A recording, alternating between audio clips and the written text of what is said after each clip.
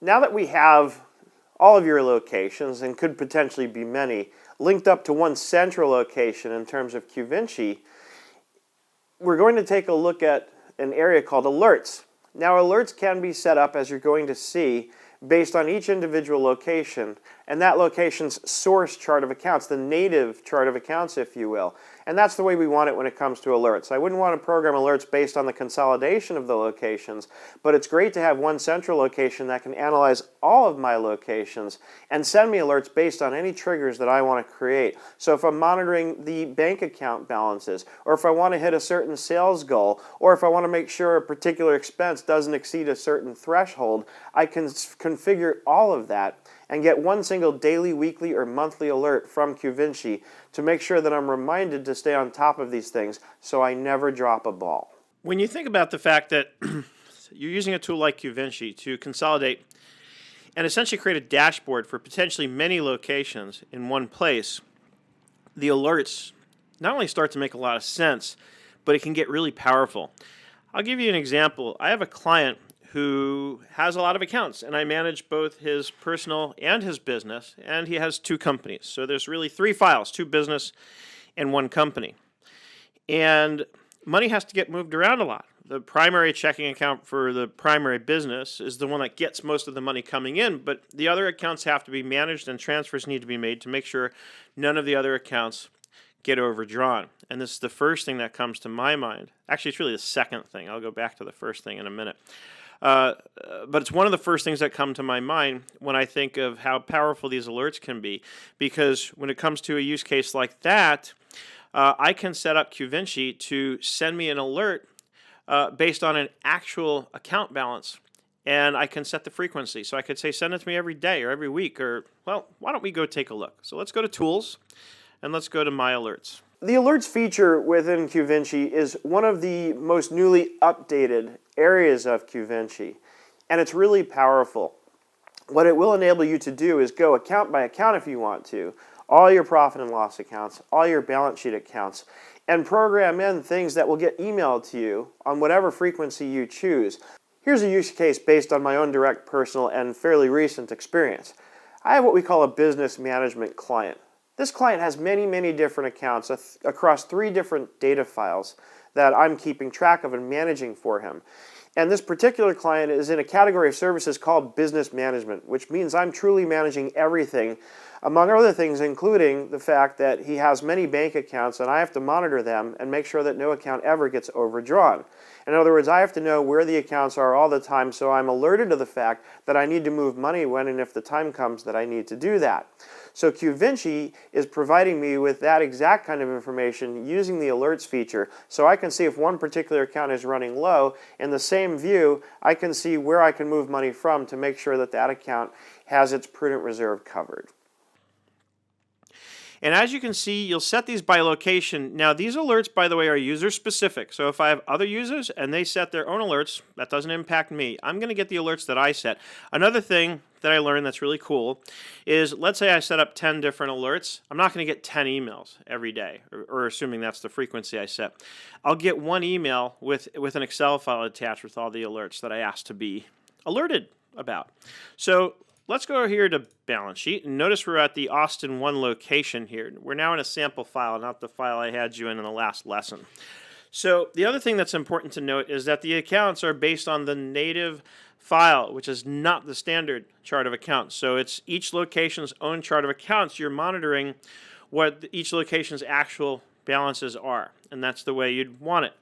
So because if you got an alert based on the aggregated total checking for all the locations, it might not be that helpful. So anyway, let's go to Austin. Let's find their bank account. Here's Wells Fargo checking. So let's say I want a daily alert. Okay, period, year to date, maybe month to date, right? And then I want an actual number. So notice there's no value to put in because it's going to tell me what the value is every day.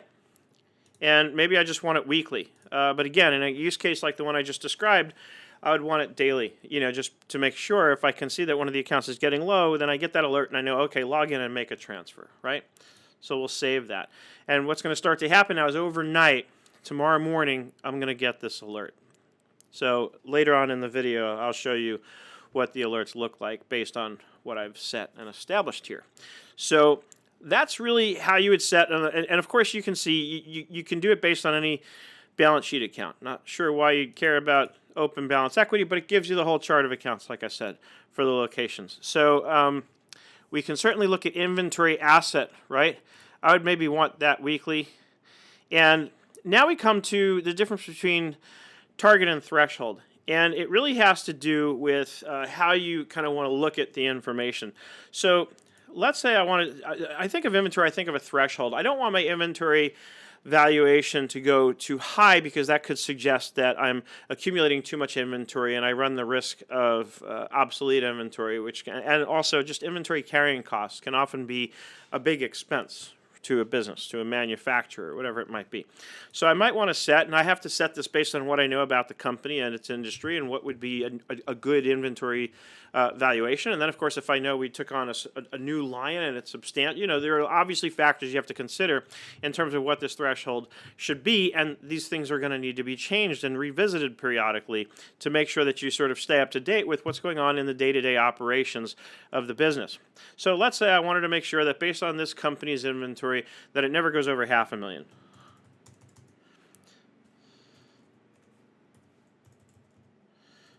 And if I could type, it would go a lot faster. 500,000.00. I always like to put the decimals in with these things just in case.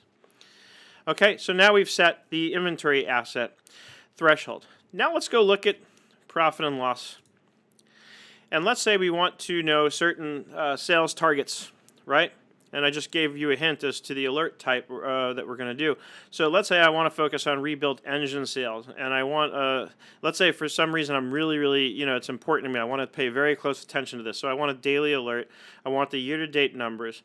And I'm going to do a target. And let's say I want to make sure that, as the year goes on, let's say so this is where you set what your goal is for the year, right? And you're going to get an alert that is going to let you know how you're trending, whether you're going towards the goal or away from the goal. Right, so if rebuilt engine sales goes down, I'll be notified. If it goes up, I'll be notified. So up is kind of a green light, down is kind of a red light. So let's say my target for sales for rebuilt engine sales for the year is 1 million. So we'll save that. Really simple. Let's say that there's an expense somewhere that I want to make sure I'm managing.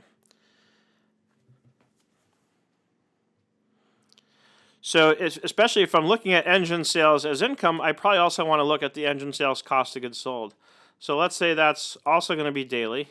And let's say that's going to be more of a threshold. And we're going to put in, and now we want to do a little math. So let's say my gross margin on a product like this is supposed to be 35%, right? So if my sales target is 1 million, then my cost of goods sold threshold, where I don't want it to go any higher, then if my gross profit is 35%, I don't want cost of goods sold to go any higher than 650,000. So, and this is probably a good idea to look at both sides of the equation. I want to make sure if I'm very focused on hitting this target of $1 million in sales, at the same time, I want to make sure that my profitability on that income line item, at least in terms of my direct cost, is also going to be matched. And like I said, I always like to put the decimals in there just to be sure. So, the expense accounts are what you would typically think of as where you put a threshold because you don't want them to go above a certain amount. Whereas an income type account, you're going to typically set a target because that's what you do want to hit, right? And that's kind of the distinction between target or threshold. Bear in mind, and I'm going to recap a couple of really important things for you to remember. Number one, these alerts are by location, right? And I lost my value in here. Let's put that back in. We had $1 million.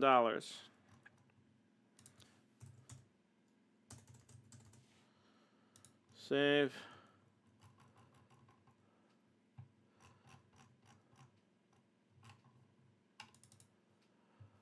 Okay.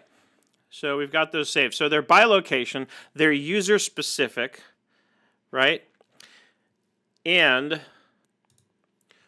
they're based on the native chart of accounts, which means, not the standard chart of accounts, but the chart of accounts as it exists for each of these locations in whatever accounting software that they're using, which, as I illustrated earlier, is probably exactly what you'd want, because I wouldn't want alerts based on the aggregation of this information. This is the kind of stuff where I would want specific information. And when I'm managing, I mean, look at this.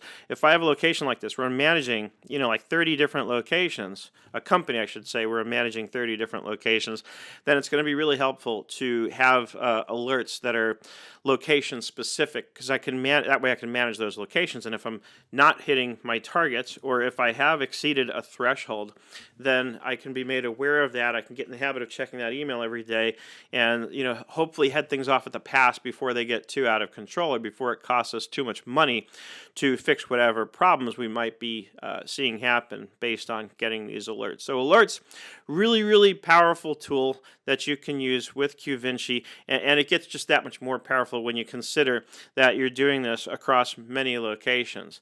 And next we're going to take a look at the Pro Forma tool in Qvinci, which is great for, as I mentioned at the beginning of the first lesson, where you might have, you're an accountant or a bookkeeper who has lots of clients in one industry, and you can send those clients powerful benchmarking information that kind of compares them with the other clients in your area in their industry. So we'll take a look at that in the next lesson. Make sure you've got this down. If you haven't already, I highly recommend that you take a free trial with Qvinci and get started and actually start doing the setup. Everything we've done so far, you should be able to do before you move on, so that you're sort of on the same page with us. As always, I hope you're having an absolutely fantastic day, and we'll look forward to seeing you in the next lesson. As you can see, alerts is a powerful way of keeping on top of information very efficiently across many different accounting units, let's call it. And based on that, I can manage a lot much more easily than I would be able to if I had to individually go through each of these locations' company files or find some other way to aggregate the data. The fact that Qvinci is aggregating all of this for me in one place is what makes it possible to have a feature like alerts and be able to do with it what it allows me to do. Next, we're going to take a look at a little bit of a segue from the typical use case that you might think of in terms of consolidated financial statements. We're going to take a look at how we can use the fact that we're able to consolidate information from many accounting units in one place as a benchmarking tool to compare companies in similar demographics with one another, so that we can then show our clients how they measure up against other people in their area in the same industry.